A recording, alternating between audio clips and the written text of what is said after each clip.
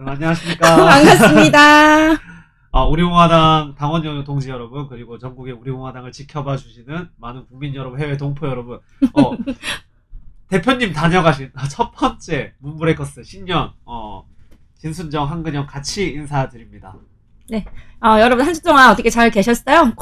코로나 조심, 빨갱이 조심, 안전한 한 주 되셨나요?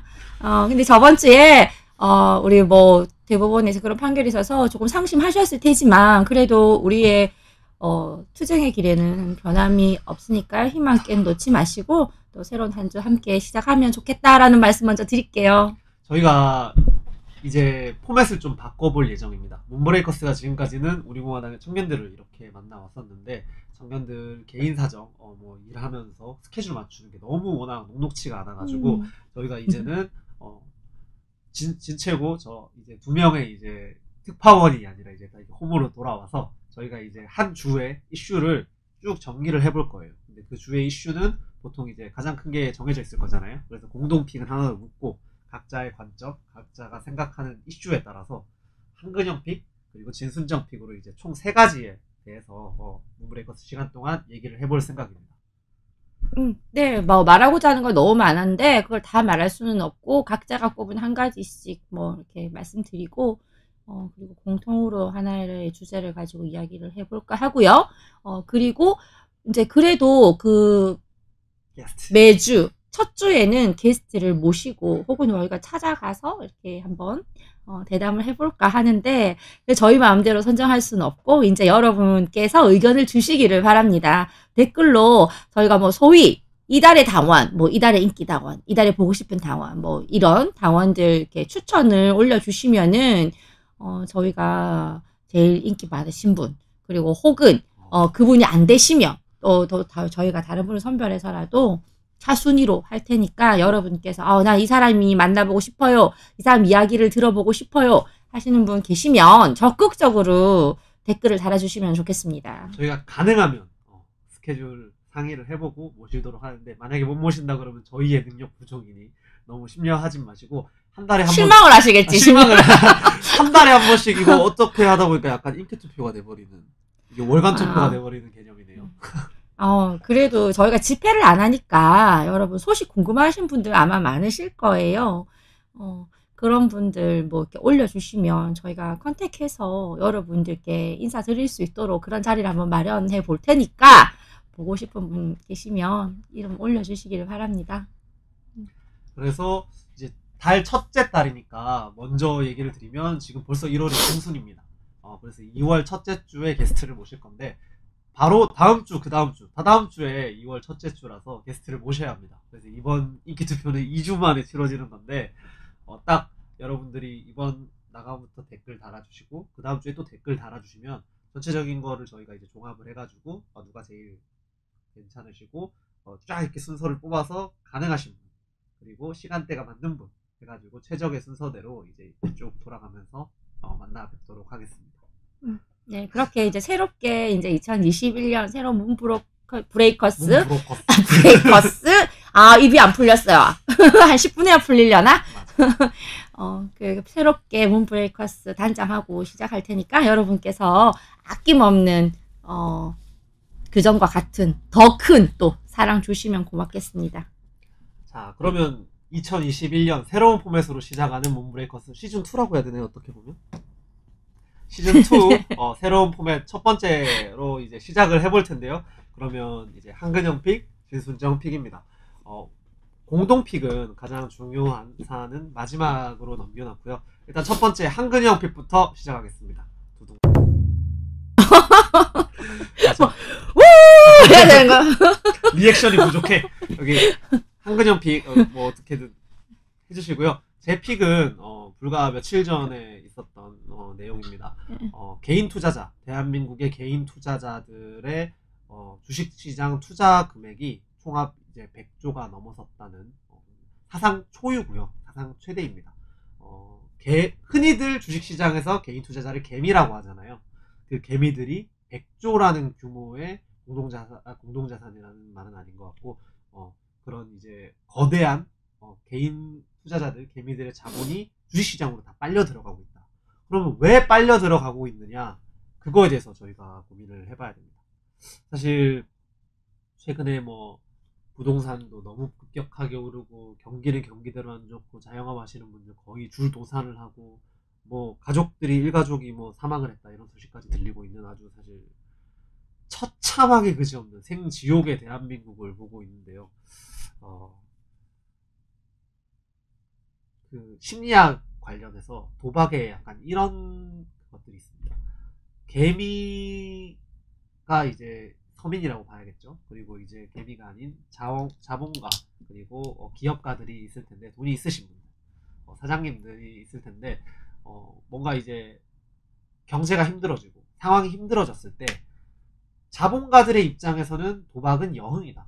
그렇기 때문에 여유가 있을 때 한다. 근데 이제 여유가 없어졌을 때는 내 사업체 그리고 앞으로 투자해야 되는 투자 종목에 대해서 그 예산안이 줄어들기 때문에 거기에 집중을 하고 도박 횟수가 줄어들고 도박을 접근을 안 한다고요.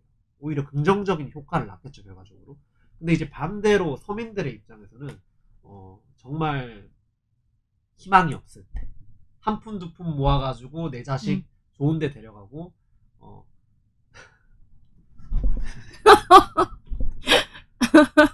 하면서 서로 좀 주고받았어. 내가 하는 동안 한 명이 너무 뻘쭘하게 있는 건 좀 아닌 것 같아. 아니, 일순 여러분, 여기 스튜디오에 저번 주 깜짝 게스트죠? 대표님께서 깜짝 방문해주셔가지고, 밖에서 보셔가지고, 저희가 깜짝 놀랐습니다. 그리고 오랜만에 박현성 대변인, 전 대변인도 이렇게 이곳에 방문을 해주셨네요. 방송사고 아니에요. 방송사고 아니에요. 바로 진행할게요. 주변 시선으로 보이는데 제가 저걸 인사를 해야 되나 말아야 되나 고민을 좀 많이 했습니다. 제가 얘기하는 제 픽에서 얘기하고 있는 특히 자영업자시니까 한 번씩 같이 주고받아 주시면 재밌을 것 같아요. 그 서민들의 경우에는 오히려 정말 한 푼 두 푼 모아서 내 자식의 미래 뭐 좋은 거 입히고 좋은 거 먹이고 아니면 우리 노후 자산 이런 거에 대한 아무리 해도 대책이 안 선다.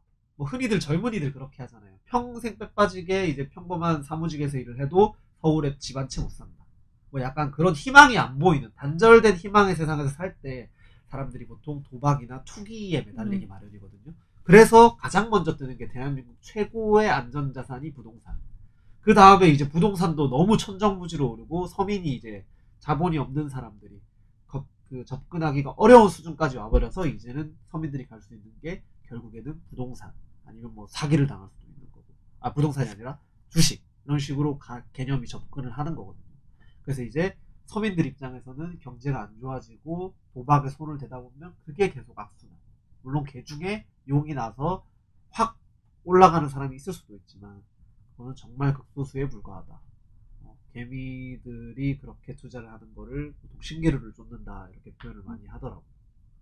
주식 해보신 적 있으세요? 한 번도 없어요. 한 번도 없고 제가 지금 이렇게 봤을 때 그러니까 마땅한 투자처도 없는 거죠. 금리도 낮고 투자를 할 데가 없는 거죠. 그렇다고 지금 현재 부동산이 그 전 같은 기능을 할지 문재인의 부동산 정책으로 인해서 지금 현재 오르고 있지만 이게 또 언제 폭망할지 부동산 정책이 시시각각 변하니까 이제는 부동산이 안전한 투자처가 되지 않았다.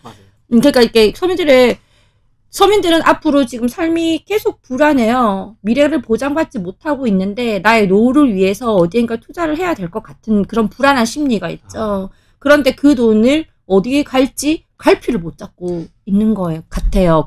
그러면서 불안한 노후에 대비한 약간 갬블링 정신도 있는 것 같아요. 갬블링. 한번 조금 올라가지고 좀 재미를 보기 시작하면 사람이 이제 도박을 끊을 수 없는 그런 게 있잖아요.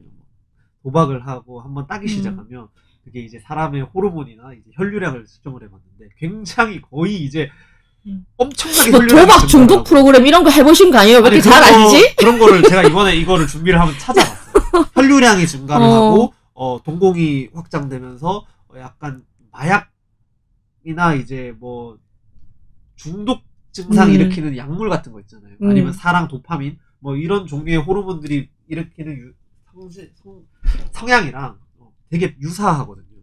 그래서 이제 뭐 M4 세대, 뭐 N+1 세대, 뭐 이렇게 청년들이 이제 연애도 결혼도 집도 다 포기하다가 이제는 이제 일상의 자산까지 직장도 포기하고 자산이나 삶까지 포기하는 지경에 이르지 않았나. 예, 이거를 한 가지 이유로 설명하기에는 굉장히 복합적이죠. 네, 그렇죠. 그러니까 뭐 우리나라 경제 구조부터 따져봐야 되고 문재인의 이제 경제 정책 실패, 부동산 정책 실패, 일자리 정책 실패 모든 것이 맞물려서 지금 일어나는 그렇죠. 겁니다. 그 부동산 얘기하니까 또 얘기를 안 할 수 없는데 신년 기자회견, 신년사에서 또 이런 얘기를 했죠. 부동산 정책을 이제 새 구정 연휴 오기 전에 나중에 하시는 게 좋지 않을까? 나중에 그 얘기 또 나올 텐데. 아니 이 부동산이 어차피 그 부동산 정책을 내놓겠다라고 하는데 나 자세한 건 나중에 나누더라도 그 얘기 하면 불안감이 드는 게 오히려 도망치지 않을까 그런 생각이 임기 말씀에서 한 100번 채우지 뭐. 네? 아니 근데 뭔가 이제 잘하는 게 하나라도 있어야 인정을 해주고 칭찬을 해줄 텐데 그 문재인 독재 정권이 지금까지 해서 쭉 하는 행포가 딱 그거예요. 자기들을 위한 정치, 정치를 위한 정치. 그러니까 이제 국민의 삶이나 미래나 뭐 현재의 대립 해결이나 이런 건 전혀 없이 막 자기 지지자들과 자기들만을 위한 정치를 하니까 참 대한민국이 네, 지금 현재 문재인 정권에서는 기본적으로 이렇게 베이스에 깔려 있는 자기들의 의식의 이제 바탕이 제가 봤을 때는 그들이 추구하는 사회주의의 사상이 그냥 그 자연스럽게 의식에 녹아 있는 것처럼 보여요, 사실.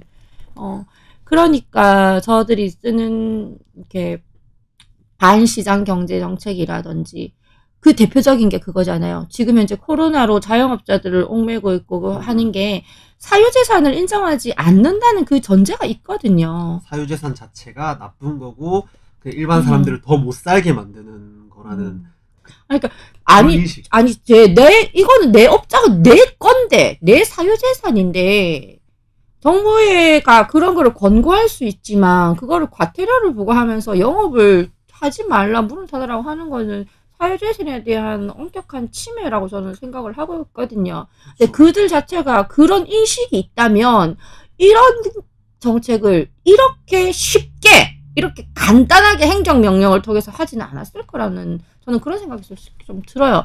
이렇게 사업체 이제 제한하기 전에도 약간 그런 기조가 있었잖아요. 이 가게에서 코로나 중국 폐렴 확진자가 나왔다 하면 사람들이 거의 그 장사 망하는 것처럼 아예 안 가잖아요. 그 근처에 쫙 도산하고 뭐 안 좋은 사례가 하나 있었는데 어떤 사람이 단편적인 모습만 본 거죠.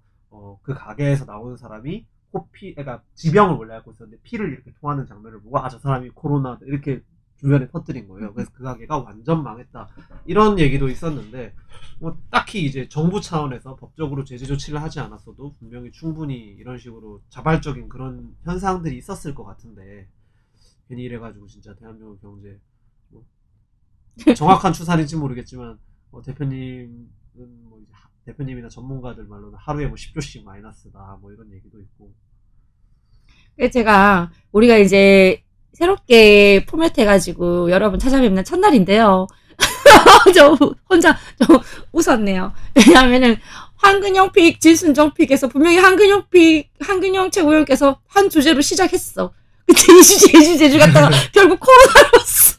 결국 의식의 흐름이긴 한데 근데 진짜로 뭐죠? 결국 코로나 악재가 덮치는 그러한 뭐 저의 픽은 다시 한번 뭐 여기 뜨겠지만 주제 정리해 주셔야 될 것 같아요. 주제 정리 다시 한번 하고 가겠습니다.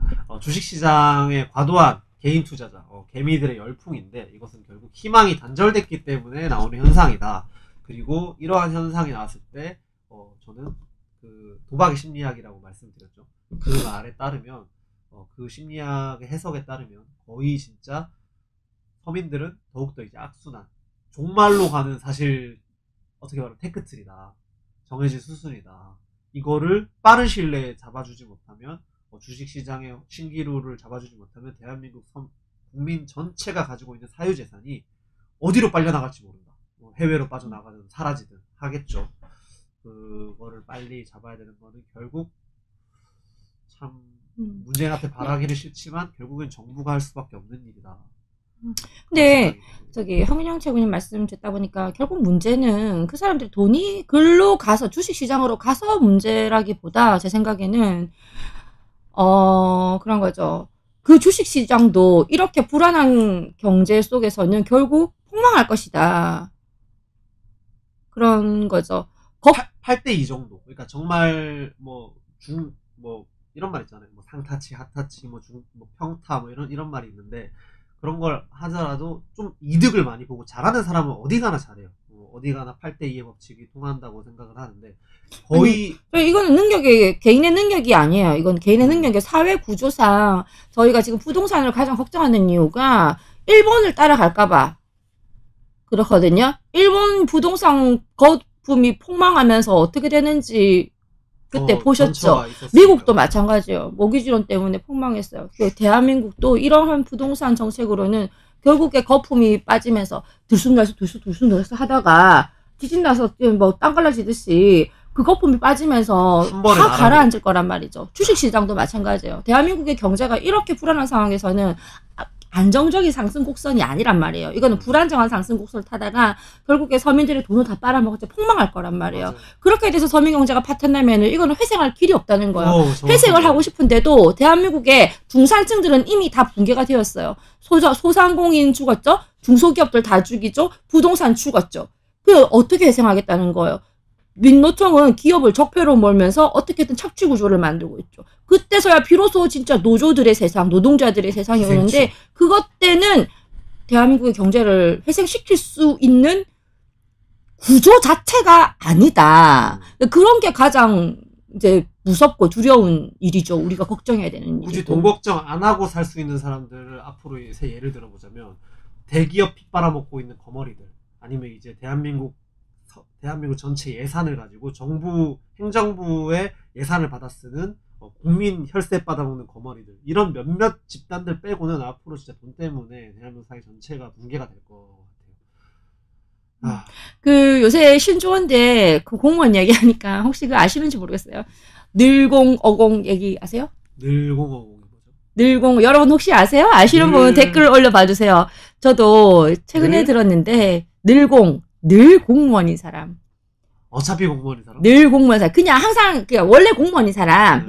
이 늘공이 나온 이유는 어공을 만들기 위해서 나온 거예요. 어공이 뭐냐? 어쩌다 공무원이 된 사람. 어쩌다, 예를 들면, 조국 같은 인간 있잖아요. 어쩌다 공무원 될 뻔 했잖아요. 어쩌다 공무원 된 사람. 공무원 아니었는데, 갑자기 장관 신분이 되거나 이 행정부의 관료가 된 사람 이런 사람들을 이제 어공이라 부르더라고요. 어쩌다 공무원도 있지만 어쩌다 정규직도 있잖아요 요새. 네. 어공어정. 어쩌다 정규직 요새는 거의 다 정규직 되더라고. 그죠? 진짜. 아직 그런 재밌는 단어가 있어가지고 여러분들께 말씀드려봅니다. 그래서 이제 슬 제 픽을 마무리를 지어야 될 순간인 것 같은데 진짜 이 희망이 사라진 곳에서 한 줌에 이제 이 사막에서 신기루를 찾다가 사람들이 결국에는 다 이제 그 모래 지옥 속으로 절망의 늪으로 결국에는 파리 지옥에 파리가 먹혀들듯이 많은 서민들이 진짜 줄도선하고 대한민국 경제가 붕괴되는 조짐이 눈에 드러나는 전조로 나타나고 있다. 그렇게 해서 한근영 픽은 지난주 100조 규모의 개미 투자열 주식 투자열을 꼽아봤습니다. 진짜 비극적인 것 같아요. 네. 마음이 아파. 네. 이렇게 한근영 최고님께서 마무리를 해주셨는데 개미 하면은 또 생각나는 사람 한 명 있어서 제가 추가하고 개미 하면 생각나는 사람 찰스 안 찰스. 예, 개미 분들의 진짜 피 같은 돈을 다 빨아먹고 맞네요. 먹튀했죠. 그때 자살까지 하셨던 분들 계십니다. 근데 어찌나 지금은 서민을 위하는 척 하는지. 네, 그 사람이 저지른 만행 여러분 잊지 마시고요. 그리고 그 사람이 서민, 개미 투자자들에게 저지른 악행, 그리고 박근혜 대통령님께 저지른 악행 잊지 마셔야 됩니다. 그 사람이 어떤 사람인지. 감히 서울시장으로 나올 후보의 자격이 안 된다는 거 다시 한번 기억하시고 주인분들에게도 그때 동학 투자자들, 개미 투자자들을 죽인 안철수의 만행을 퍼뜨려주세요. 근데 솔직히 보수국민 중에서는 안철수를 지지하는 사람은 있을 수가 없어요. 그렇죠. 절대 있을 수가 없어요. 근데 이도저도 뭣도 아닌 사람들 중간에서 샌드위치 낀 사람들 이런 사람들 많더라고요. 나름 중도고 나름 깼다고 생각을 하는 사람들. 이제 안철수를 지지하는 척하면 뭐 있어 보이나? 그 사람 살인자야. 언론이 만드는 이미지인데. 그 사람 때문에 자살했어요. 너무 마음 아픈 일입니다. 아이고 슬픕니다. 마무리? 저는 마무리를 했어요. 우리 첫 시간이라 가지고요. 너무 중구나 막 왔다 갔다 하는데. 예. 아니 저는 마무리했는데 갑자기 안철수 맞은 바람에 투자자 하니까 또 얘기를 딱 해줘야죠. 네, 정말 맞는데. 그 사람 나쁜 사람이라고요. 나쁜 사람 맞죠. 그 먹튀한 사람이 어떻게 근데 뭐 참 서민 위하는 사람 입에 달고 사는 사람 치고 진짜 서민을 위하는 사람 없고 진짜 국민 하는 당 치고 국민을 위하는 정당 없다. 결국 돌고 돌아 이렇게 왔네요. 한근영 PD는 이렇게 마무리하도록 하겠습니다. 네, 다음 주부터 조금 더 매끄럽게 정리를 해볼 텐데 여러분 그냥 재밌게 봐주세요. 재밌게 진행해 볼게요. 예, 제가 이번에 나름 생각을 해왔는데 이제 막 대화를 하다 보니까 혼자 하지 못한 영역으로 이렇게 가는 게 혼자 하면은 이제 괜찮은데 대화를 하니까 그래요. 예상이 안 되는 거예요. 그렇게 제가 할 때 말 걸지 마. 그럼 저 옆에서 조금씩 지켜볼까요? 장난이고요. 여러분 그러니까 조금 얘기저기 왔다 갔다 해도 그냥 한번 들어주세요. 다음부터 조금 정리해보도록 할게요. 네. 진순정이 뽑은 이번 주 에픽 따끈따끈한 소식이죠. 조국의 딸 조민이 의사고시에 합격을 했다는 이제 우리 분노 지민에게 소식 제가 뽑았습니다. 왜냐면은 진짜 2030 세대가 그래도 조국이 법무부 장관 당시에 이런 뭐 것들이 불거져 나왔을 때보다 지금 이제 정경심이 유죄 확정을 받았으나 조민이 뻔뻔하게 의사고시를 보고 그것도 합격을 하고 했다는 소식. 그리고 팬이 조국의 페이스북을 통해서 그런 천지도 모르고 우쿨렐레를 치는 그 뻔뻔함의 극치를 보여주는 거기에 대해서 2030 세대들이 정말 화가 많이 났더라고요. 열등감, 분노 폭발하는 거죠 이제. 특히나 그 의사협회 대한소아과협회 회장 같은 경우에는 굉장한 분노를 본인의 SNS를 통해서 보여줬는데 그렇겠죠. 그들이 뼈 빠지게 정말 공부해서 노력을 했고, 그리고 그들은 그 중에 뭐 금수저도 있겠고, 흑수저도 있겠고, 하지만 정당하게 정말 흑수저라도 진짜 본인의 피나는 노력, 저는 해보지 않아서, 공부해보지 않아서 모르겠지만, 정말 힘들다고 많이 들었어요. 그렇게 해서 그 자리까지 갔는데 어떻게 딴 의사 면허증인데 의사 타이틀인데 의전원 입학 그 전에 고등학교 입학부터 전부 거짓으로 입학을 한 부정 입학자가 버젓이 의사고시를 봤다고 하니까 합격 여부를 떠나서 그 자체에 대한소아과협회에서 이제 분노를 했는데요. 이제 제가 정확하게 이걸 한번 읽어드릴게요. 뭐라고 썼는지 모르시는 분들 계시니까 굉장히 조금 신랄하게 썼어요. 정확한 멘트로. 네. 신랄하게 썼는데 참 용기가 있더라고요.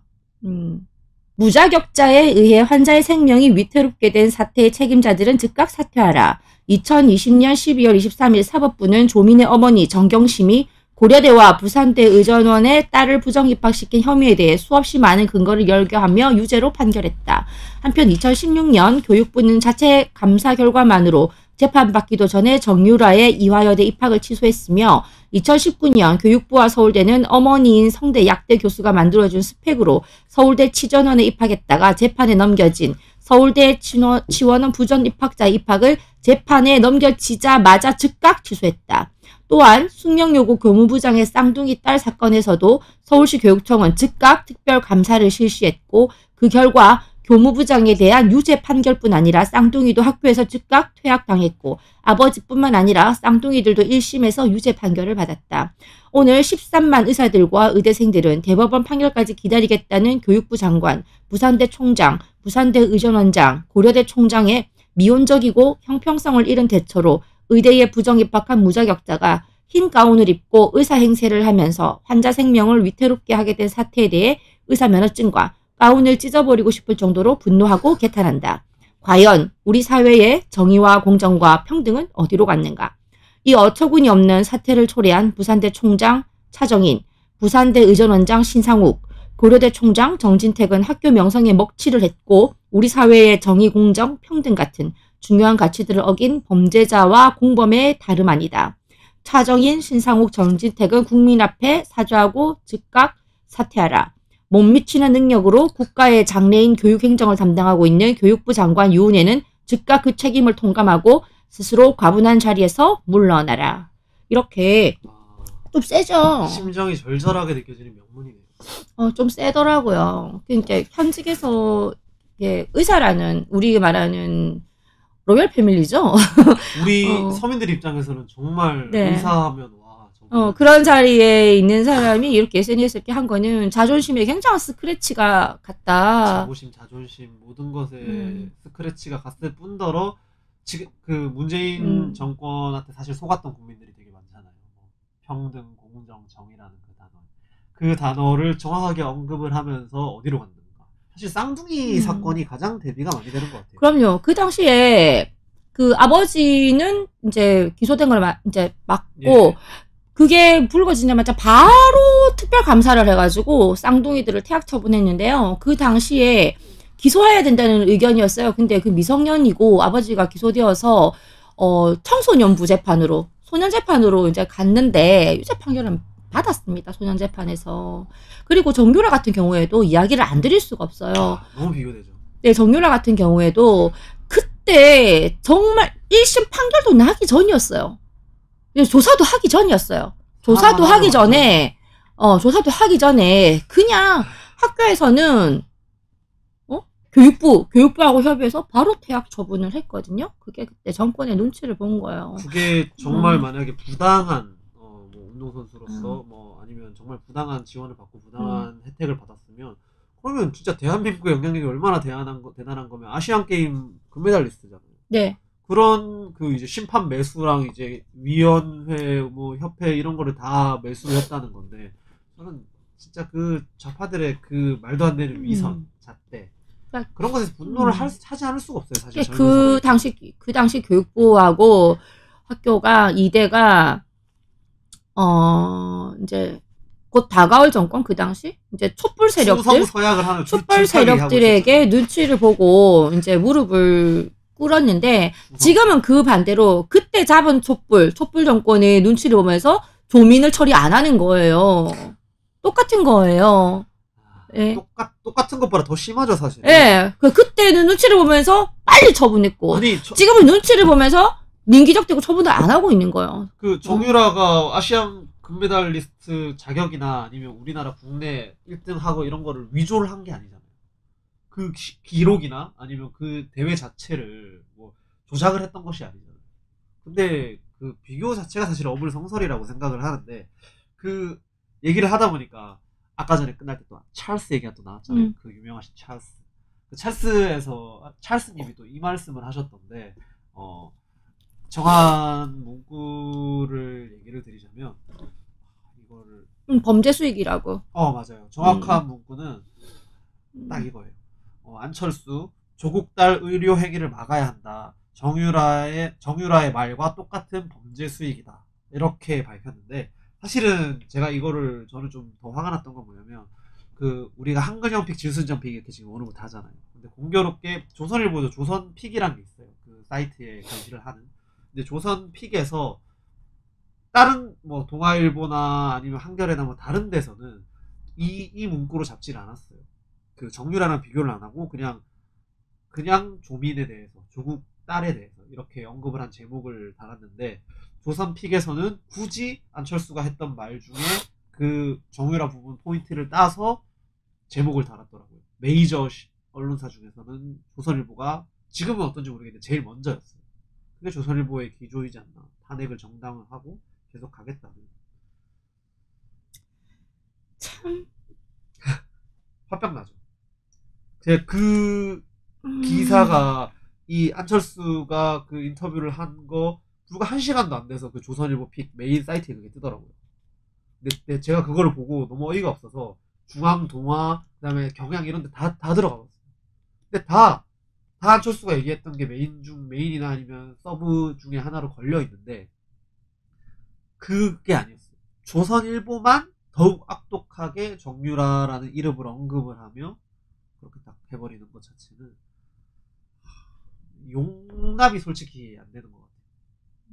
야, 그 말 안에는 그냥 정유라도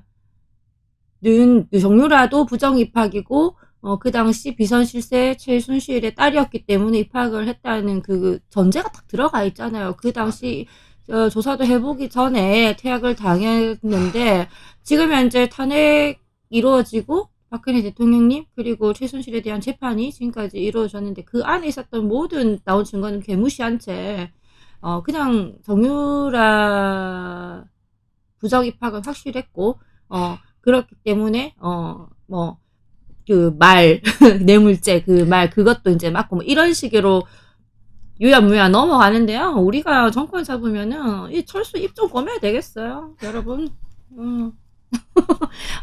다시 조민 얘기로 넘어가 볼게요. 조민 같은 경우에는 이제 엄마가 이제 유죄 확정을 받았죠. 그때 법원에서 인정한 게 있어요, 여러분. 법원에서 인정받은 7대 스펙? 네, 아니요, 제가 볼게요. 네, 법원에서 인정받은 내용들 제가 또 보여드릴게요. 정말 다 인정받았어요. 이 정도면 네. 사기단 인정을 동양대 총장, 표창장 2차 위조, 유죄, 사문서 위조. 단국대 의과학연구소 체험활동 확인서 허위 작성. 공주대 생명공학연구소 인턴체험 활동 확인서 허위 작성. 서울대 공익인권법센터 인턴십 확인서 허위 작성. A호텔 인턴십 확인서와 수료증 허위 작성. 한국과학기술연구원 인턴십 확인서 허위 작성. 동양대 보조연구원 연구활동 확인서 허위 작성. 서울대 의학전문대학원 허위 서류 제출 업무방해로 유죄. 부산대 의학전문대학원 허위 서류 제출 위계 공무집행방해 등으로 유죄. 이게 정경심이 이제 입시 비리 관련해서만 받은 거예요. 그 다음에 이제 사모펀드랑 증거인멸은 제가 이번 시간에는 말씀드리지 않을게요.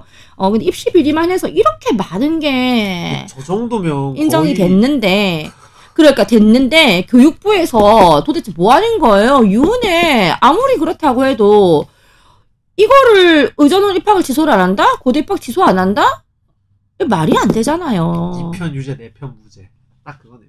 말이 안 저는 되잖아요. 이 정도로 많은 줄 몰랐어요. 그러니까 이걸 나열해서 읽어드려야 여러분께서 네. 더 확실히 아세요. 저 중에 절반은 알았는데 절반은 모르는. 저 정도면 입시를 하는 과정이 사실은 입시 신청 딱 하고 하루아침이 되는 게 아니잖아요. 입시를 준비하는 과정이 있고 그 입시가 진행되는 과정이 있고 결과 발표하고 네. 쭉 있는데 이 과정 동안에 진짜 거의 저거를 진짜로 다 했었으면 밥 먹고 잠자는 시간 빼고는 다 그냥 공부랑 활동만 했겠는데? 우리가 왜 가족 사기단이라고 하는 거예요? 여기서 이게 조민이 전혀 몰랐다? 조민 나는 개입 안 돼 있다. 웃기지 말라 그래. 말도 안 되는 소리야. 그리고 여기서 딱 한 가지, 딱 하나만 이제 무죄로 된 게 있는데요. 여기 여러분 이것도 좀 그렇습니다. 동양대 총장 표창장 1차 위조. 1차 위조 이거는 무죄라고 됐는데 왜 그렇냐? 공소 사실과 장소와 방법이 달라서입니다. 이거는 이제 공소를 잘못했어요. 아니 공소를 할 때 이제 그게 제대로 조사가 안 됐겠죠. 검찰 측에서 이게 위조를 하지 않았다는 게 아니에요. 그게 내가 실제 조작한 위치와 장소와 공소 사실에 기재되어 있는 위치와 장소가 위치와 방법이 달랐다는 거예요. 무죄보다는 그러면 약간 그러니까 기소 사실이 안 되는 거지. 그래서 무죄가 된 거야. 이렇게 나와 있어요. 기각에 가까운. 이게 뭉뚱그려 있으니까 그랬겠죠. 따로 되는 게 아니니까. 지금 현재 제가 다 근거를 가지고 말씀드리는 거예요. 제 임의대로 말하는 게 아니고요. 여기 보시면은 제가 이렇게 신문에서 발췌한 내용이거든요. 어디 언론사죠? 이데일리. 이데일리에서 발췌한 네, 기사를 보고 말씀드리는 거라서 여러분 아이고. 그렇습니다. 저 정도는 진짜 웬만한 뻔뻔한 건 당연한 거고 진짜 강심장인 것 같아요. 저 정도면. 아니 그래 이런데도 웬만한- 취소를 안 하는 게 그러니까 제가 이제 어제자 최고위원회의 할 때 말씀드렸는데 조민이 본인이 의사고시를 받다 본인이 정말 수월하게 대한민국 땅에서 의사 활동을 할 수 있다라고 생각을 했을까요? 저는 그렇게 생각하지 않아요. 이게 모종의 자기 나름대로의 계획이 있다 저는 그렇게 보거든요. 조민 같은 경우에 대한민국에서 물론 조국 지지자들은 뭐 쉴드 쳐주고 뭐 몰라 의사 개업까지 하는데 뭐 도움을 줄 수도 있겠지만 그렇게 호락호락하지 않을 거예요. 연다고 해도 어느 국민들이 조민에게 진료를 받으라고 하겠어요. 특히나 생명을 다루는 과 같은 경우에는 절대로 가지 않을 거란 말이죠. 조금 생각을 해보면 자기가 진료를 한다기보다는 개업은 해놓고 페이닥터를 쓰는 자기는 그냥 위에서 상전 노릇만 하는 그림을 그리는 걸 수도 있죠. 저는 그렇게 생각을 하지 않아요. 자기가 직접 진료를 하려고 아니요. 그렇게 생각하지 않아요. 그러니까는 위조를 다 무마하려고 하는 거예요. 제 생각에는. 그것까지도 보겠죠. 근데 그거는 조민의 그림이 아니라 그거는 그러니까 계획된 거라고 말씀드리잖아요. 예. 그래서 조국이 시험 보라고 했을 거예요. 정교심 시험 보라고 했을 거예요. 아빠 나 보기 싫어. 나 아빠 나 할래. 안 할래. 이제 너무 힘들어. 안 할래. 넌 끝까지 봐야 돼. 그래야 우리가 사는 길이야. 뭐 저는 뭐 제 나름의 상상입니다. 뭐 다 아닐 수도 있죠. 근데 뭐 상상을 해보면 그런 계획이 있지 않을까 생각을 합니다. 이 사람들은 지금 현재 과거사 전부 막 다 들고 나가잖아. 다 들고 나와가지고 전부 재심을 통해가지고 국가 보상까지 배상까지 받고 있어요. 근데 향후에 그렇게 되지 말란 법이 없고요. 저는 조국이 반드시 재심을 받기 위해서 노력할 것이다 이렇게 보고 있고 그 일환으로 조민을 의사를 만든 게 아닌가. 그래서 단순히 조민이 의사가 된 것도 분노하지만 그리고 이제 향후에 만약에 그런 식으로 가서 앞에 재판을 뒤엎는다면 얘들이 진짜 이 대한민국 따위는 진짜 우습게 보는구나. 진짜 멋같이 보는구나. 아마 문재인 정권 내에서는 힘들 것 같고 만약에 제2, 제3의 문재인 시간 정권이 걸리죠. 나왔을 때 한 10년 혹은 20년 정도 후에 얘가 좀 기성세대가 됐을 때 뒤집으려고 시도를 할 수도 있어요. 그때의 정권이 지금 문재인 정권처럼 힘이 강하거나 이런 상황이 주어졌을 때 그 역사를 바로 그 짓거리를 못하게 하려면 국민들이 이제 사실은 뭐 시민들이랄까 이 선량한 사람들이 눈 부릅뜨고 권력을 안 뺏기게끔 노력을 해야 돼요. 그게 뭐 이거는 진짜 뭐 순전히 여러분 사투리로 망구 내 생각 망고 내 생각 망고 아니에요 망고? 사투리로 그러니까 망구 내 생각 이거요 여러분 그냥 진순정의 생각을 말씀드려봤습니다. 그런 의도가 있지 않을까 하는 그래서 대충 좀 마무리를 또 짓자면은 진핑 마무리 정말 대한민국의 공정 정의 따위는 처음부터 존재하지 않았던 건 아닌가. 이 조국과 문재인의 나라에서는 2030 여러분들께서 잃어버린 미래를 찾는 거, 잃어버린 공정과 정의를 찾는 거는 바로 가까이에 있습니다. 태극기가 마음속에 있고 태극기를 들고 싸우는 정당 바로 우리 공화당이잖아요. 국가를 사랑하는 마음, 바로 그 바탕에 민초를 사랑하는 마음, 국민을 사랑하는 마음이 있습니다. 우리 공화당과 함께 대한민국의 정의를 찾기 위해서 조금 함께 노력을 해주시면 어떨까 생각을 하고요. 교육부 이하 이번 조민 사태에 연루된 사람들은 반드시 책임을 지고 사퇴를 하고요.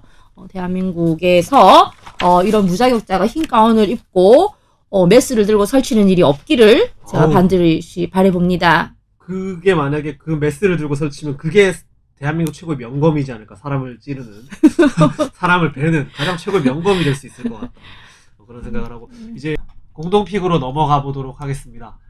공동픽은 당연히 우리 두 사람 대한민국 우리 공화당이 모두가 공감을 하는 박근혜 대통령 사면에 관한 문제입니다.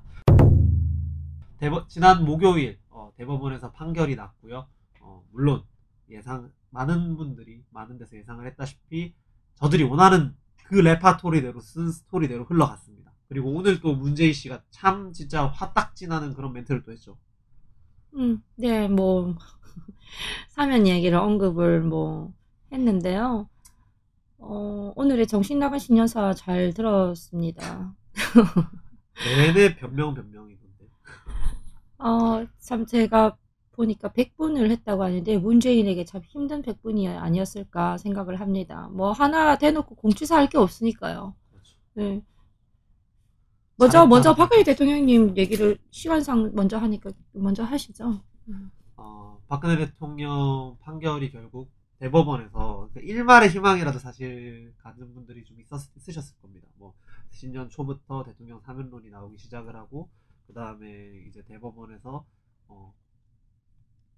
다시 이제 파기환송을 했던 전례도 있고 조금이나마 대법원이 그나마 이 문재인 정권의 하수인이 아니라 진짜 법관들로서의 법의 최후의 보루인 그 사람들이 양심을 대한민국의 법을 지켜주기를 바랬는데 결국은 역시나 희망이 아니라 역시나로 결말이 났던 그리고 박근혜 또 일각에서는 또 많은 분들이 지금 딱 싫어하시는 그 일개 개인이 한 명 있어요. 황교익 씨 아시죠? 막칼럼리스트라고 하는 뭐 하는 사람인지도 잘 모르겠는데 TV에 많이 나오고 하는 사람 있어요. 그 사람 정치에 완전 뭐 자빨이잖아. 그 사람 뭐 인터넷에 이렇게 썼어요. 축하한다. 박근혜 드디어 사면 자격 갖추었다. 이렇게 이딴 식으로 글을 썼더라고요. 보는데 화병 나가지고 아침이나 저 싸돌아댕기지 무슨. 입이 열렸다고 막 그러니까 아니 그 사람은 탄핵 전국 때도 엄청난 그 똥을 입으로 쌌기 때문에 별로 놀랍지도 않고요. 다 근데 돌려받을 순간이 올 거예요. 아직은 아닌가 보지만. 진짜 탄핵 때 그 사람 뭐 되게 많이 그랬어요. 악랄한 말을 많이 했어요. 근데 저는 이렇게 그런 사람들이 이렇게 뭐 비아냥 된다고 하죠. 뭐 그렇죠. 그렇게 할수록 우리가 너무 사면에 집착하면서 휘둘리지 말고 이제 그 사면의 공은 문재인한테로 갔고요. 사면을 안 시켜주는 악랄한 놈도 문재인이고 사면을 언제 시켜줘도 늦게 시켜준 못된 놈이고 사면을 시켜주면 결국 박근혜 대통령을 유죄 만든 나쁜 놈도 문재인이고 뭐 그렇습니다. 그렇기 때문에 너무 거기에 휘둘려가지고 그 사면 프레임에 빠져가지고 또 우리가 또 비굴해지지는 말자고요. 현명하신 말씀이에요. 길을 또 현명하게 제시를 해주셨네요. 그냥 우리는 어제 그랬듯 그제 그랬듯 작년에 그랬듯 그냥 박근혜 대통령이 무죄 석방 탄핵 무효 그냥 이걸로 싸우면 되지. 사면을 해주네 안 해주네. 물론 우리 공화당에 어느 누구 하나 박근혜 대통령께서 지금 빨리 안 나오시기를 바라는 사람 누가 있습니까? 다 지금 당장 지금 오늘 저녁에 나왔으면 좋겠죠. 그 마음 하나는 같지 않습니까? 그런데 이 정권이 너무나 잔인하고 그리고 그들의 업이 너무나 커서 감히 박근혜 대통령님에 대한 그런 결단을 못 내리고 있어요. 솔직히 속으로 굉장히 많이 두려울 거예요. 공 넘기기만 열심히 하고 있는데. 그래서 그냥 저희는 초지일관 그냥 탄핵 무효 무죄 석방으로 한결같이 그냥 싸워 나가면 된다. 저는 그런 말씀을 드리고 싶고 어차피 또 그렇습니다. 제가 이렇게 말씀 드리고 싶어요. 대한민국의 뭐 법치가 이제 무너진 것처럼 여러분 낙담하지 마세요. 이제 무너진 것처럼 놀라지 마세요. 대한민국 법치는 2016년부터 무너지기 시작했습니다. 네. 그리고 이미 무너졌죠. 2016년부터 무너지기 시작해서 2017년에 기어코 대통령님을 탄핵했고 그때 무너진 법치가 지금 뭐 갑자기 살아나가지고 그렇게 할 일 만무하지 않습니까? 말도 안 돼. 그러니까는 너무 낙담하지 마시고요. 이 정권이 본인들의 말로를 좀 더 빨리 가고 있구나. 얘들이 죽으려고. 그냥 그렇게 생각하시고. 가속 페달 하나 엄청 잘 가는 그렇게 생각하시고. 브레이크 없어. 그냥 우리가 좀 더 힘을 내는 수밖에 없습니다, 여러분. 일희일비 하지 말고 우리가 할 수 있는 것을 하자라는 뭐 진짜고 말씀이셨는데 정말 공감을 해요. 사실 오늘 뭐 한픽, 찐픽, 그다음에 이제 공동픽까지 다 뽑아봤는데 사실은 지금 무엇 하나 대한민국의 희망, 즐거운 소식이 뭐가 있습니까? 다 얘기만 해도 한숨 나오고 화병 나고 허파 뒤집어지는 그런 얘기들밖에 없는데 그래도 우리는 이 와중에서 우리가 지금 여기서 낙담을 하고 여기서 포기를 하고 아무것도 안 해버리면 지금의 무너진 법치는 지금도 못 지금 당연히 못 살리지만 내일 무너진 법치를 회생시킬 기회조차 사라진다. 그렇게 사실 생각을 합니다. 박정희 대통령도 비슷한 말씀을 하셨어요. 내가 오늘 이렇게 열심히 일하고 하는 것은 오늘을 잘 살고자 내가 잘 살고자, 우리가 잘 살고자 함이 아니라 우리의 후손들이, 우리의 민족이 대대손손 잘 살고 인간다운 삶을 누리게 하기 위함이다. 뭐 이런 말씀을 하셨었습니다. 그 정신이 사실 우리 공화당의 정신이잖아요. 그리고 우리가 가야 할 길이고, 없어졌던 거를 아예 없는 곳에서 일궈낸 전례가 대한민국에는 있습니다. 한강의 기적이 있고, 박정희 정신이 있고, 그리고 자유통일을 바라봤던 박근혜 대통령의 정신이 있기 때문에 그 길을 결국에는 우리 공화당 여러분들과 손잡고, 추워도 더워도 우리가 아스팔트에서 뛰어야지. 누가 뛰겠어요? 이 나라 위해 가지고 내 개인 이득 되는 거 아니면 하는 사람이 아무도 없는데, 내가 힘들어도 나라를 위해서 하자 이런 사람들이 없는데 우리라도 해야죠. 그래서 이번에 박근혜 대통령님 대법원 판결이 그냥 낙담하지 마시고, 다만 좀 아쉬운 거는 어차피 이렇게 기각을 파기환송했다가 또 기각하고 할 거면은 조금 더 판결이 빨랐으면, 그냥 시간 끌기를 하면서 우리를 희망 고문했고 국민들을 희망 고문했던 거, 그게 좀 안타깝고요. 그리고 문재인 정권, 뭐 이번 걸로 인해서 문재인 정권에 있어서 그 법치 사망과 그 법치의 구멍, 뭐 그런 부분을 국민들께 조금 더 많이 말씀드리는, 우리 서명대에서 말씀드리는 그런 그런 노력이 좀 있어야 될 것 같다 생각을 합니다.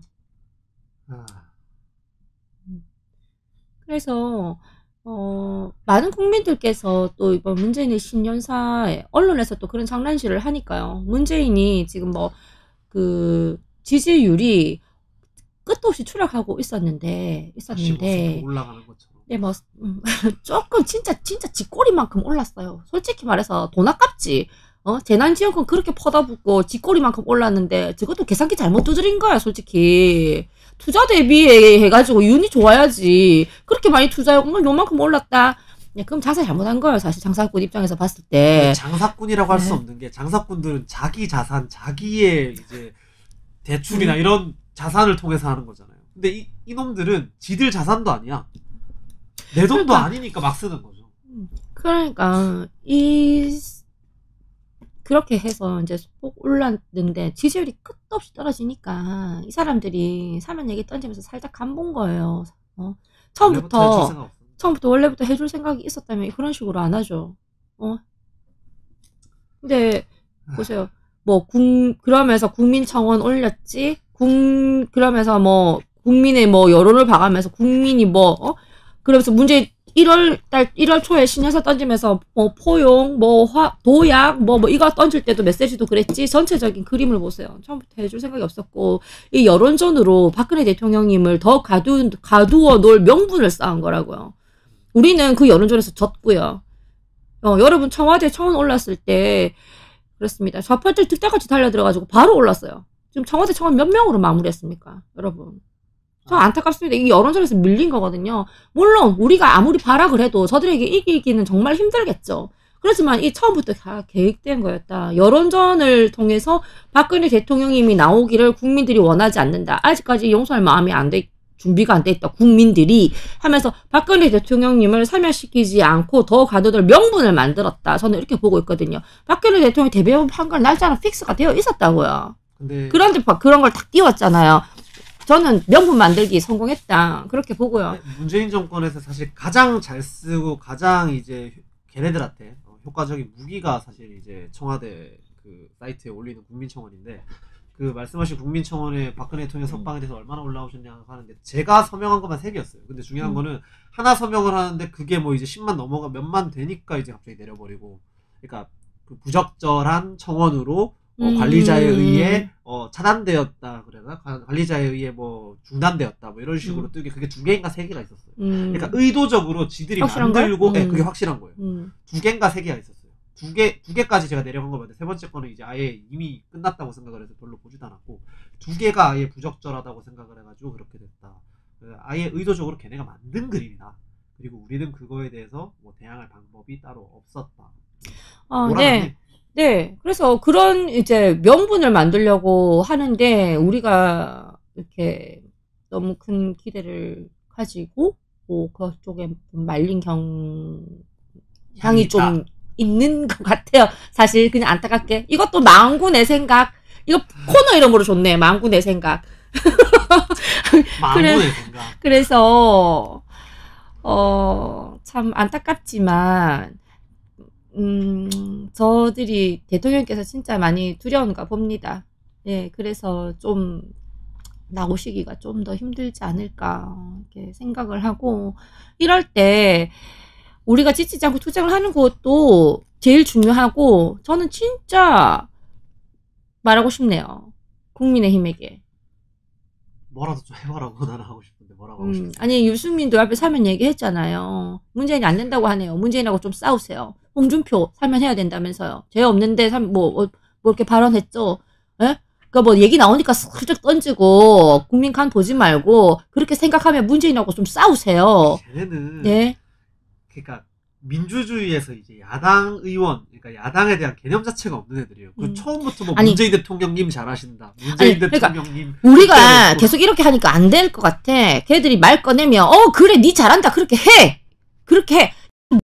하잖아.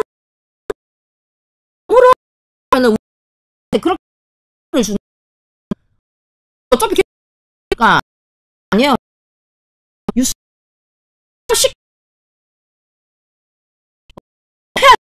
그럼 안 싸도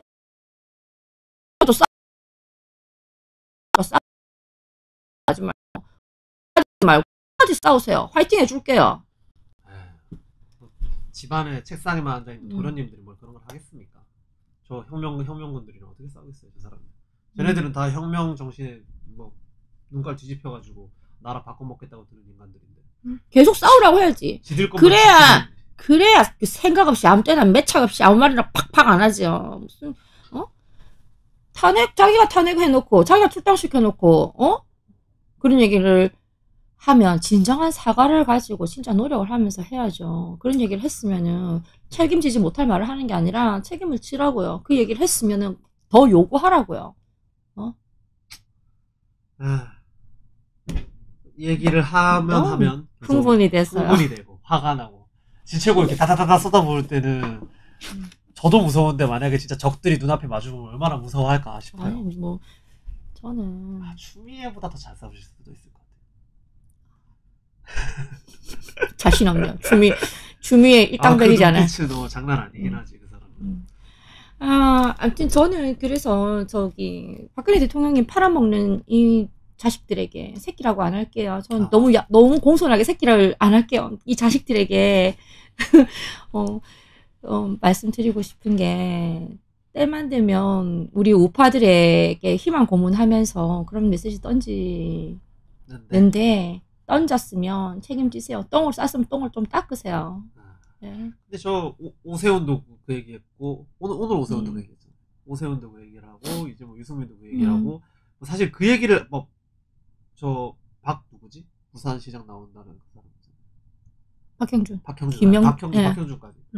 이런 사람들 다 진짜 지들이 대통령 탄핵에 가장 큰 역할을 했던 사람들이 뻔뻔하게 그런 얘기를 하는데 근데 그 사람들 특징이 뭐냐면 이 대통령 그리고 이제 보수 차원에서 이런 얘기뿐만 아니라 뭔가 말해놓고 행동으로 옮기는 게 거의 없는 사람들.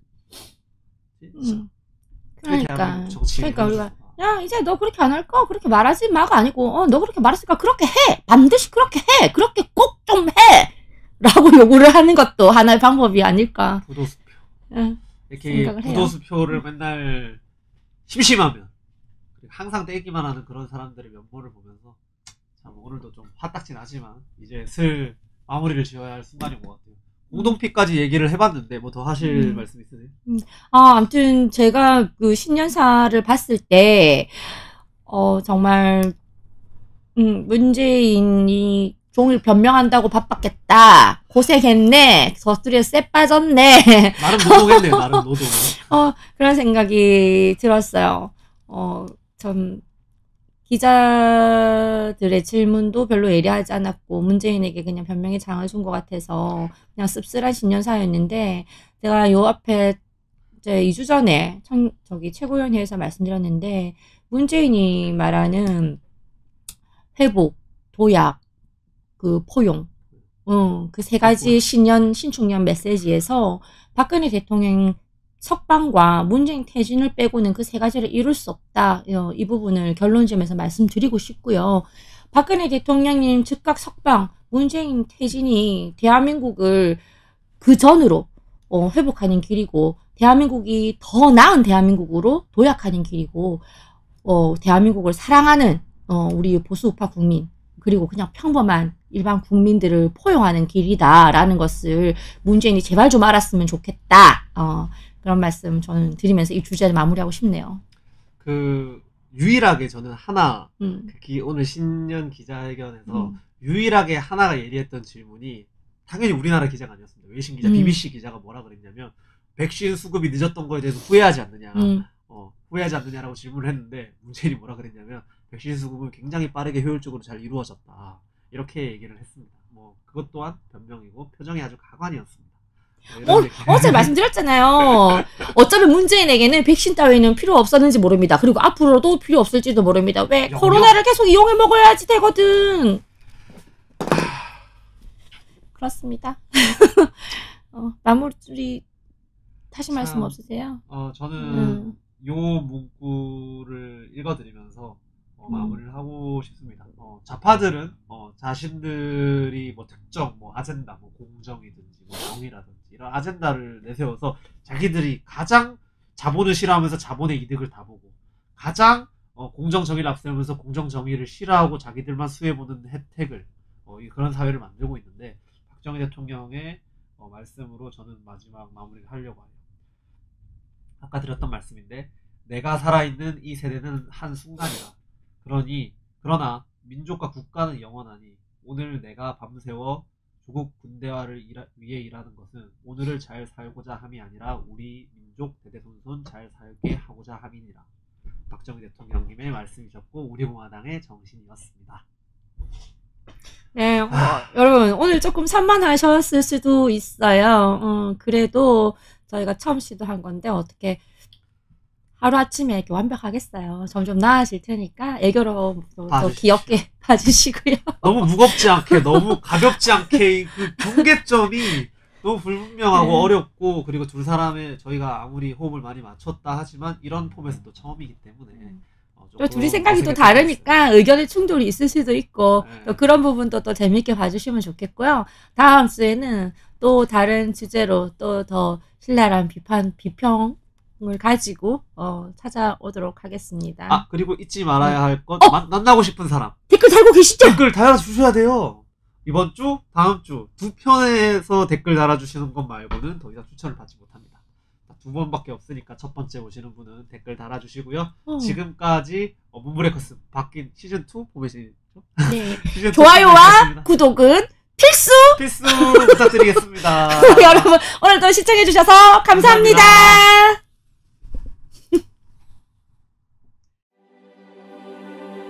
우리는 바쁘게 움직일 수밖에 없습니다. 편히 쉴 수도, 잠을 잘 수도 없습니다. 그러나 내일을 함께 꿈꿀 수 있다는 사실 하나는 약속할 수 있습니다. 그래서 우리는 위로가 됩니다. 때론 용기가 되고, 때론 정의가 되기도 합니다. 오늘도 희망을 품고 나아갈 수 있도록 대한민국 국민 모두의 꿈을 지키는 우리는 당신의 벗입니다. 우리 공화당.